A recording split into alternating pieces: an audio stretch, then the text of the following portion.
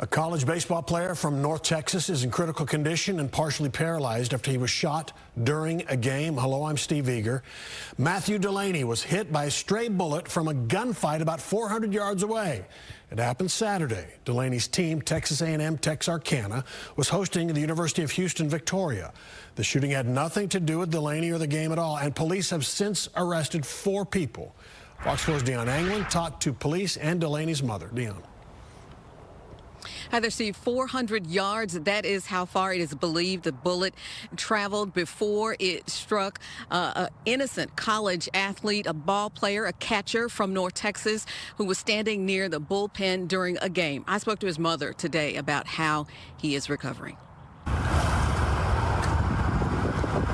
The Saturday ball game at Spring Lake Park in Texarkana was also to celebrate senior night. Instead, when the sound of a bullet hit a metal structure at the field, the players and coaches all hit the ground and yelled gunfire. Friend turned around, and then that's when he realized that Matthew had been hit. Matthew Delaney, a freshman baseball player for Texas A&M Texarkana, shown here in photos his family has shared, was near the bullpen when the stray bullet struck him in the chest.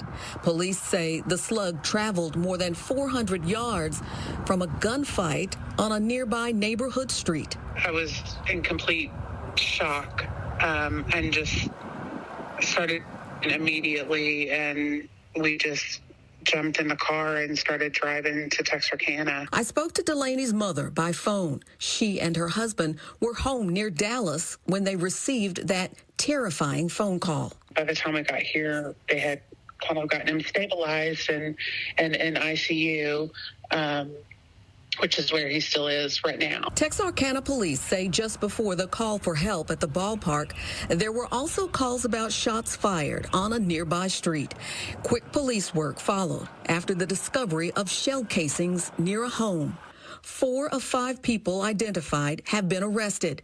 2 alleged shooters fled: Kamari Butler and DeMarco Banks. Police say Banks turned himself in Sunday.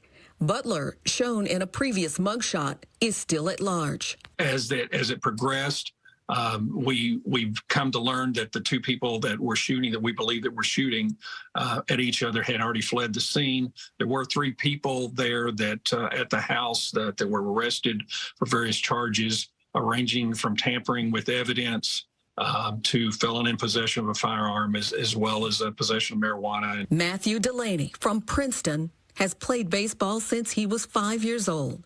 He was conscious when he left the field by ambulance. He suffered a collapsed lung and other injuries. His mother says some paralysis below the waist is improving.